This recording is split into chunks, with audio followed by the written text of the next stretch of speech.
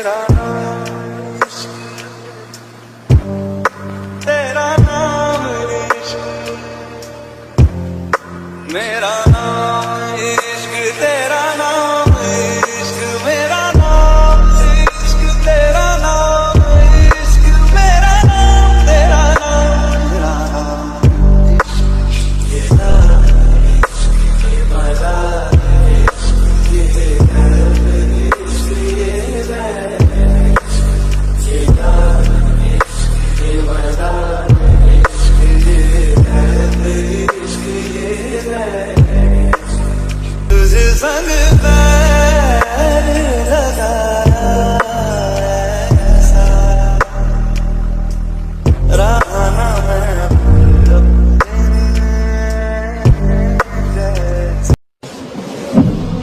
मैं fucked up, I'm black and blue, I'm ill for it. I got secrets that nobody knows.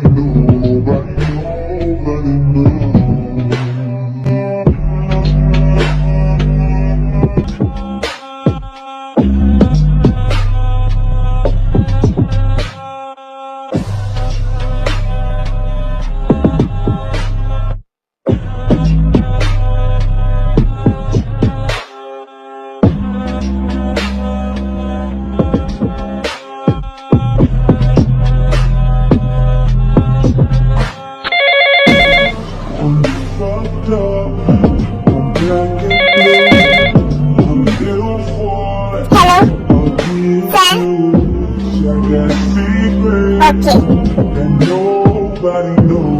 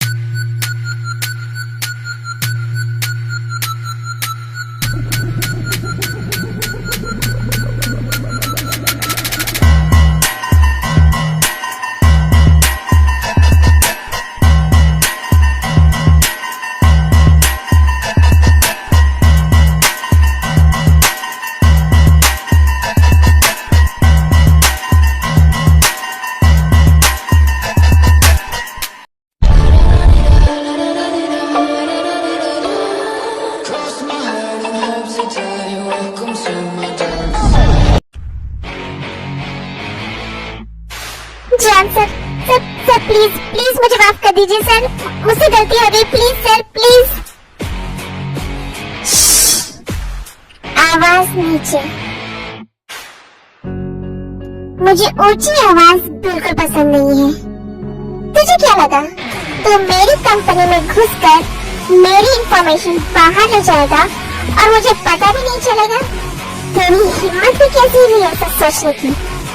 ये मेरा इलाका है, बच्चियों जंगकुक का इलाका, जहाँ एक परिंदा भी मेरी मर्जी के बिना पर नहीं मार सकता। तो जिस दिन मेरे आदमियों में शामिल हुआ, मुझे उसी दिन तेरे बारे में सब कुछ पता चल गया।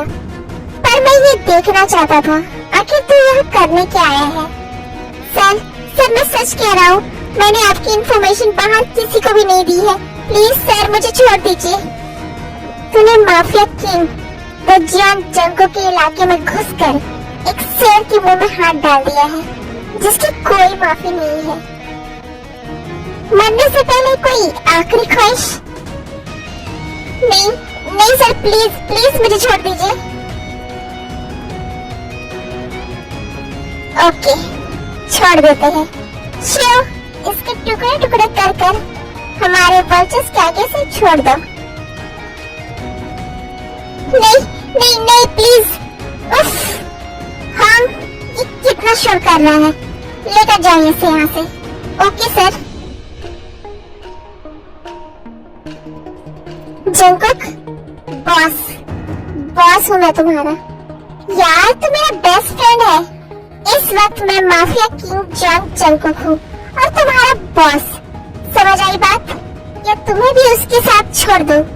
No no no, sorry boss. But boss, वो तो मर गया। अब हमें ये कैसे पता चलेगा कि उसे किसने यहाँ भेजा था? यही फर्क है तुझ में और मुझ में, इसीलिए मैं तुम्हारा बॉस हूँ। अब जाओ जल्दी गाड़ी निकालो।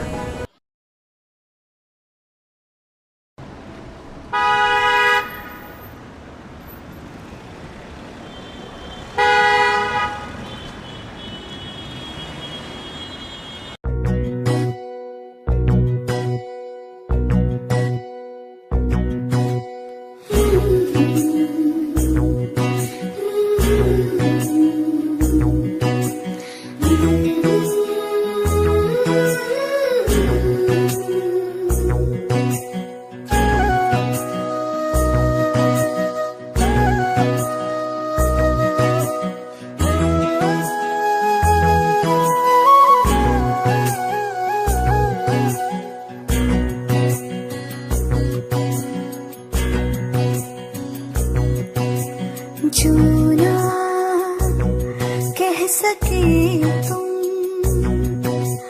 जो ना कह सके हम, जो ना कह सके तुम। क्या सुबह के 9 बज चुके हैं? अब तक तुम्हारा नाश्ता नहीं बना? बस आंटी जी, बन ही चुका है, बस थोड़ा सा बाकी है। क्यों बाकी है? क्या कर रही थी तू सुबह से? मुझे पता है सोई हुई होगी।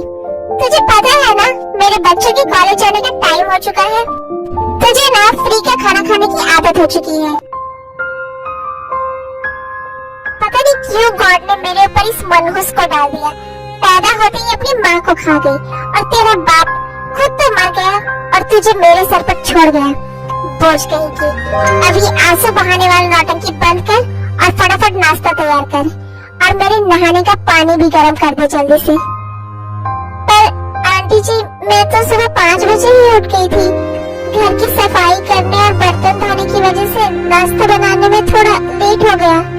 तो ये सब बोलकर मुझे क्या बताना चाहती है कि हम तुझसे बहुत काम करवाते हैं? नहीं आंटी जी, मेरा वो मतलब नहीं था। तो good morning mom. Good morning बेटा। मॉम, जल्दी ब्रेकफास्ट लगवाइए, मेरी फ्रेंड्स आई हुई हैं। हाँ बेटा, तुम जाओ उनके साथ बैठो, मैं अभी ब्रेकफास्ट लगवाती हूँ। Okay mom. अब तू मेरा मुंह क्या देख रही है? हाँ, जल्दी जल्दी अपने हाथ चला और ब्रेकफास्ट रेडी करके उनके पास ले जा, कामचोर कहीं की।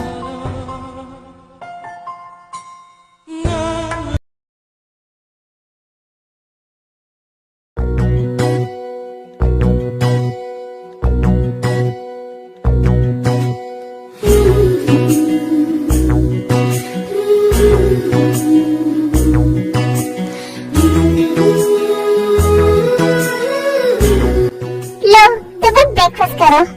रोज, ये कौन है यार? इतनी ब्यूटीफुल, बिल्कुल किसी परी की तरह लग रही है। ये हमारी नौकरानी है। क्या हुआ? अब यहाँ खड़ी होकर हमारी बातें सुनती रहोगी कि जाओगी यहाँ से?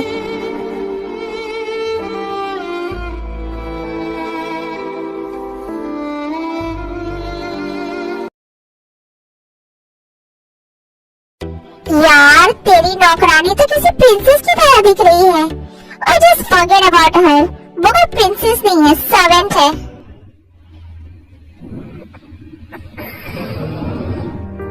सारा काम जल्दी जल्दी खत्म कर लेती हूँ, फिर मुझे नहाना भी है। आज दादू के साथ मुझे चर्च जाना है। उफ, इस लड़की की खूबसूरती देखकर ना मैं अपना कंट्रोल खोने लगता हूँ। मन तो करता है उसे ऊपर से नीचे तक।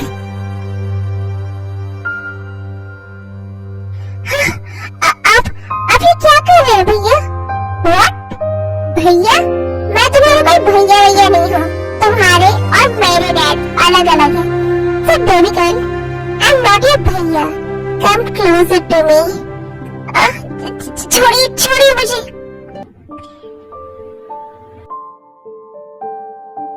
यंजन. Oh God. ये बुढ़ा फिर से. जी ग्रैंडपा, तुम यहाँ क्या कर रहे हो? वो मैं ब्रेकफास्ट के लिए आया था ग्रैंडपा. ब्रेकफास्ट?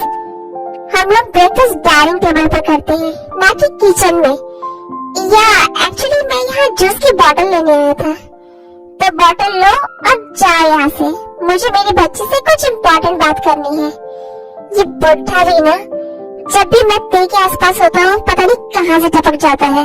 क्या हुआ? खड़े क्यों हो? जाओ यहाँ से. ते, बच्चा मुझे तुमसे कुछ बात करनी है. दादू, मुझे पता है आज आप मुझे चर्च लेकर जाने वाले थे ना, पर मैं अभी तक नहाई नहीं हूँ. सुबह से इतना काम था ना. तो मुझे पता है बेटा, इन लोगों ने इस घर की मालकिन को ही इस घर की नौकरानी बनाकर रख दिया है और मैं कुछ कर भी नहीं पा रहा हूँ अपनी बच्ची के लिए. कोई बात नहीं दादू, अपने घर का काम करने से कोई नौकर थोड़ी ना बन जाता है. और अगर मैं घर का काम नहीं करूँगी तो मैं क्या करूँगी? सारा दिन बैठी बैठी बोर हो जाऊंगी. बेटा, तेरी इसी मासूमियत का सब लोग फायदा उठा रहे हैं. दादू, आप इतना परेशान क्यों हो रहे हैं? मैं ठीक हूँ. आप छोड़िए ये सब बातें. चलिए मैं आपके लिए नाश्ता लगा देती हूँ. नहीं, पहले तुम आओ मेरे साथ. मुझे तुमसे कुछ बात करनी है. उसके बाद हम दोनों एक साथ नाश्ता करेंगे. जी दादू.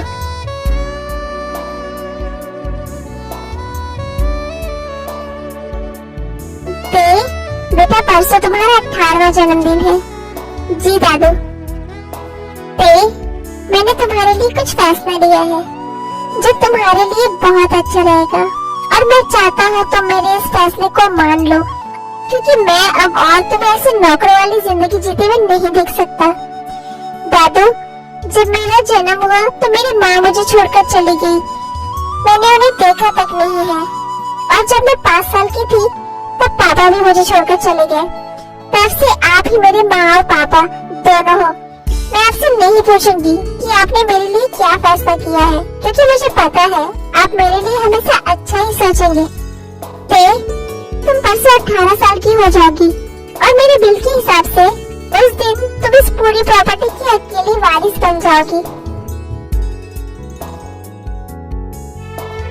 जब तुम्हारी मॉम तुम्हें छोड़कर चली गई तो तुम्हारे पापा को लगा कि तुम बहुत छोटी हो और तुम्हें एक माँ की जरूरत है.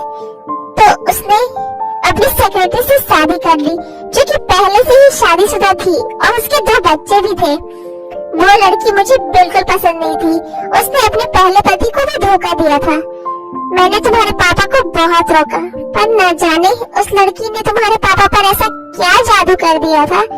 उसने मेरी एक नहीं सुनी और ले आया इस कमीनी औरत को शादी करके इस घर में, और आते ही इसने अपना असली रंग दिखा दिया. तभी मैं समझ गया कि ये कभी तुम्हारी माँ नहीं बनने वाली है. उसने तुम्हें स्कूल तक जाने नहीं दिया, तुम्हें अनपढ़ बनाए रखा, तुम्हें इस घर के बाहर कदम तक नहीं रखने दिया ताकि तुम्हें दुनियादारी की कोई समझ भी हो पाए. और मैं कुछ नहीं कर पाया, पर एक चीज मेरे हाथ में थी, ये पूरी प्रॉपर्टी जो कि मैंने बिना किसी को बताए तुम्हारे नाम कर दिया. पर अब मुझे डर लग रहा है बेटा. परसों जब ये पूरी प्रॉपर्टी तुम्हारे नाम हो जाएगी तो ये लोग तुम्हें डरा धमका कर सब कुछ अपने नाम करवा लेंगे, और मैं ऐसा नहीं चाहता. इसलिए पर दादू, मैं इन पैसों का क्या करूँगी? ये मेरे लिए किसी काम के नहीं है. अगर वो लोग सारे पैसे लेकर खुश हो जाएंगे तो मैं खुद ही ये सब उन्हें दे दूंगी. बेटा, तुम बहुत भोली हो. जो लोग ये जानते हुए कि तुम इस घर की मालकिन हो तुम्हें नौकरानी बनाकर रखते हैं, जरा सोचो जब सब कुछ उन लोग का हो जाएगा तब वो क्या करेंगे तुम्हारे साथ. तब तो वो एक दिन भी तुम्हें इस घर में रहने नहीं देंगे, और मैं अपने जीते जी ऐसा नहीं होने दूंगा. इसलिए मैं परसों ही तुम्हारी शादी करवा दूंगा.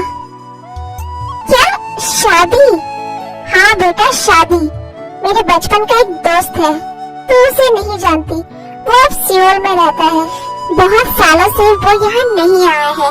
आखिरी बार जब तेरे पापा की मौत हुई थी तब वो यहाँ आया था। वो हमेशा उससे कहता रहता था कि ये परी यानी कि तू मेरे ही घर जाएगी, मेरे पोते की बहू बनकर। क्या?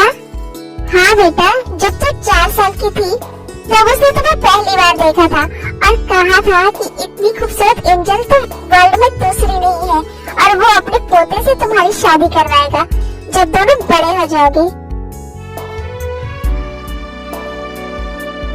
उसका पोता बहुत ही बड़ा बिजनेसमैन है। यह सच कहूँ तो कोरिया का सबसे बड़ा बिजनेसमैन है। बहुत अमीर लोग हैं और बहुत सुंदर भी है देखने में। पर दादू, क्या वो मुझ जैसी लड़की से शादी करना चाहेंगे? क्या मतलब? दादू, आप तो अच्छे से जानते हैं मुझे पढ़ना लिखना नहीं आता, यहाँ तक कि मुझे खुद का नाम लिखना भी नहीं आता। मुझे घर के काम के सिवा और कुछ भी नहीं आता। यहाँ सब लोग मुझे अनपढ़ और गंवार कहते हैं। मुझे तो शहरी लोगों की तरह रहना और कपड़े पहनना भी नहीं आता दादू। और आप कह रहे हैं कि वो बहुत बड़े लोग हैं, तो क्या वो मुझ जैसी अनपढ़ और गंवार लड़की से शादी करना चाहेंगे दादू?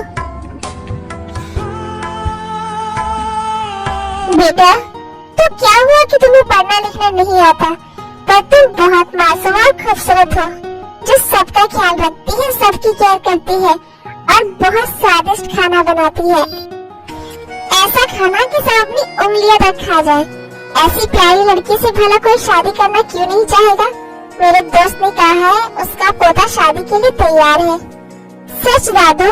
क्या सच में उन्हें मेरे बारे में सब कुछ पता है और तब भी वो मुझसे शादी करने के लिए रेडी है? हाँ बेटा, वो लोग बहुत अच्छे लोग हैं। मेरे दोस्त ने तो अपने पोते की तस्वीर भी भेज दी है। दादू, मैं नहाने जा रही हूँ। अरे, ये फोटो तो ले दे जाओ। लो, मुझे देखकर बताना लड़का कैसा लगा। जी दादू।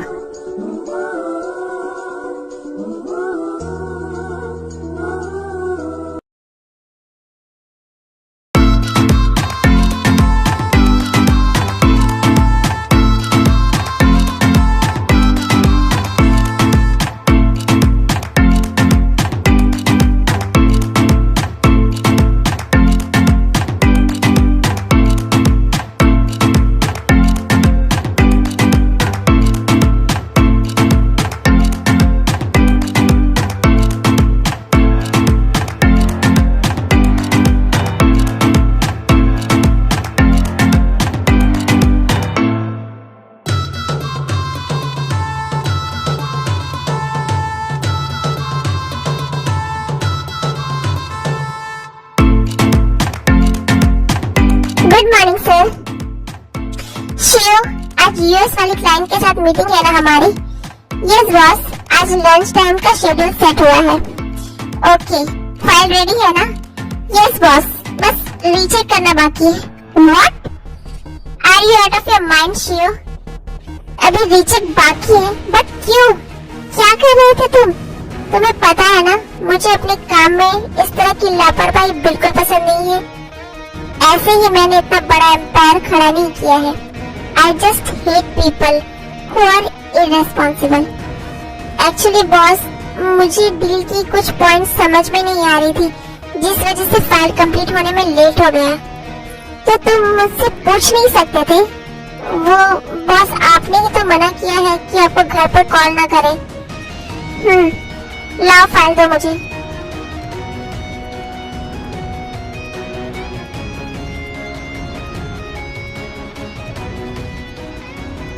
What the F? ये क्या है शिव? इसमें सारे पॉइंट्स कम्प्लीटली इम्परफेक्ट हैं और कुछ तो रॉन्ग भी है। ओह गॉड, इतनी सारी कनेक्शंस। क्या है ये शिव? आई थिंक अब तुम्हें काम करने में कोई इंटरेस्ट नहीं है। तुम्हें एक लंबी छुट्टी की जरूरत है।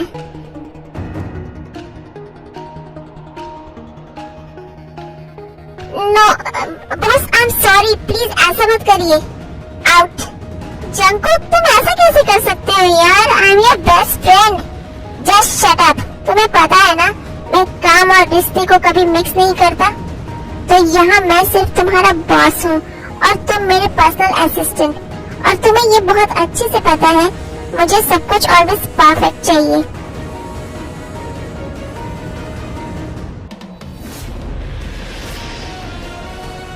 मुझे इम्परफेक्ट चीजों से सख्त नफरत है, चाहे अब वो कोई इंसान हो या कोई काम।